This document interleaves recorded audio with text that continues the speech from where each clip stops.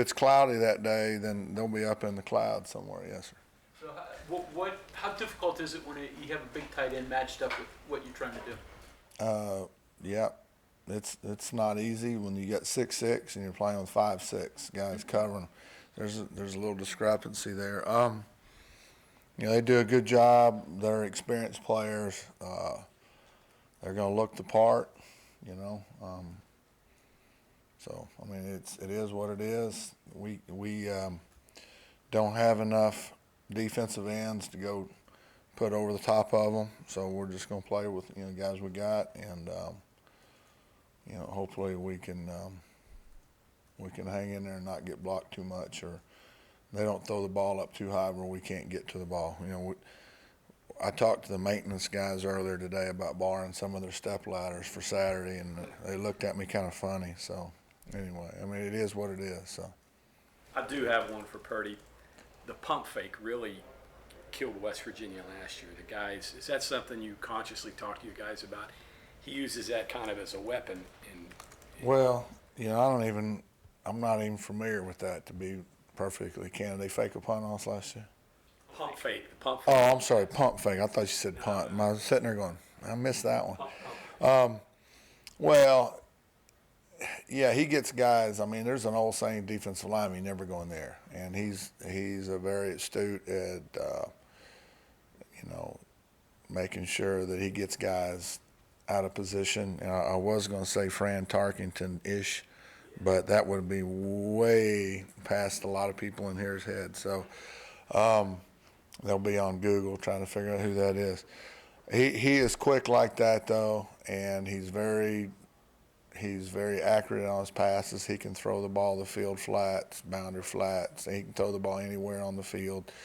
He does a good job holding on to the ball at times until right when you think you got him, and he lets guys clear. The route concepts are typically such that takes a while to develop, although they do have hots. So when I say hots, they'll have, if you got a blitz coming, that they've got a route that they can get the ball out.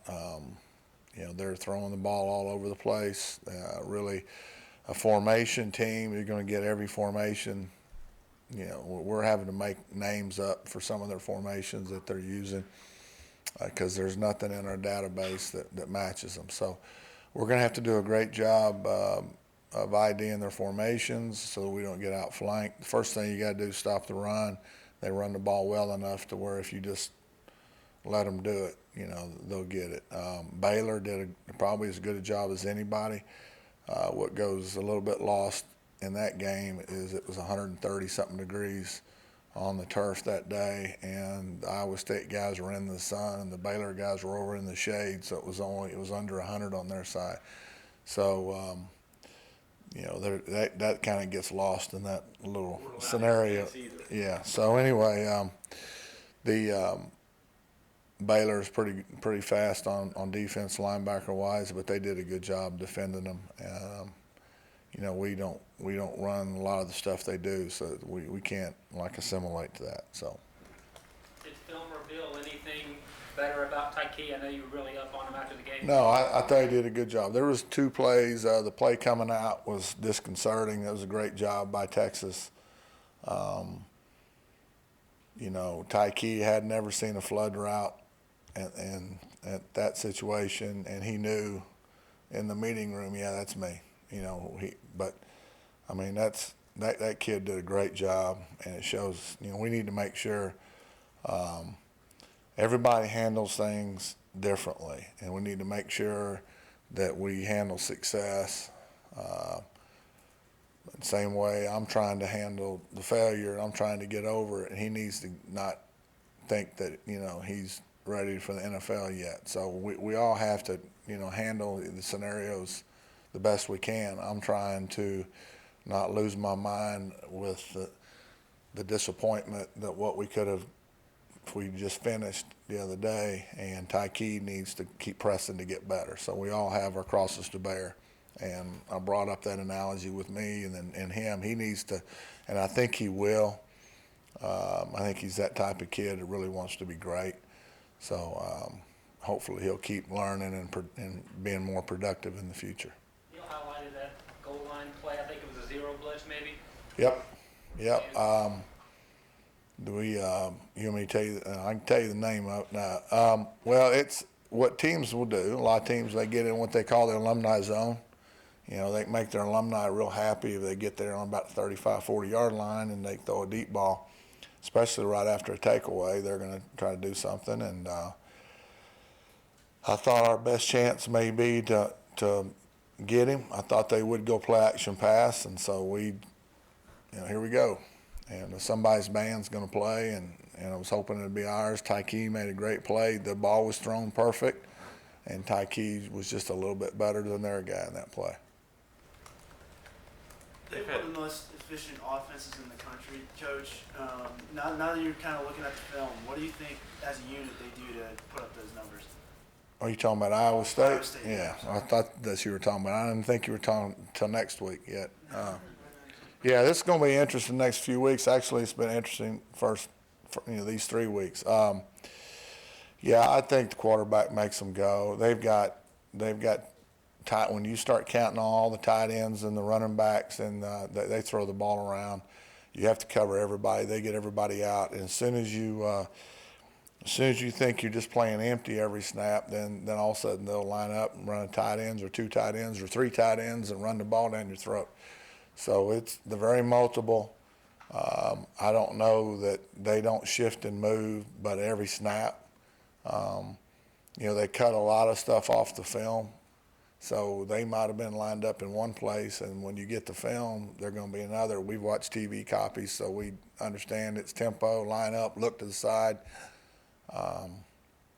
There's a lot of things that we're going to have really good challenge with our guys to cerebrally take in, what we're fixing to see. Their passing game is very complex. Their running game is not. But when you count the quarterback as a running threat, which he is, any coach knows you got to have 9 to stop a running quarterback. So try stopping their passing game with a 9-man box. You can't do it. So we're just going to have to mix and match and win some battles, and somewhat do what we do. And the keys, I think, to stop them defensively is we got to do what we do better than they do what they do. And we can't try to reinvent the wheel and do something that we don't. We played as good as we've played all year in the first and third quarters last week. I think if our guys haven't learned what I've been trying to tell them all along, that we can be as good as we want to be, then they still haven't been paying attention. Now the key is going to be we can't go to the other side of it as we got in the second quarter and then the fourth quarter and start not being in the right gaps, not having the right eye discipline, not being in the right leverage like we did, which created 42 points. So we can't be this and that. We've got to be more consistently this. So that's what we're going to work towards this week. You mentioned the importance of your team being able to recognize the different formations, get lined up and reckon.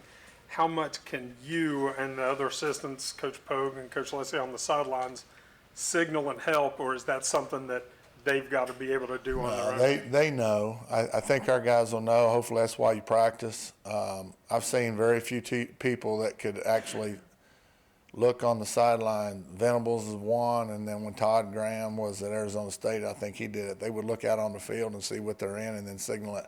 I can promise you, if I haven't got the signal in and they're lined up, our guys are going to be having coronaries out there. So we have to get the signals into them.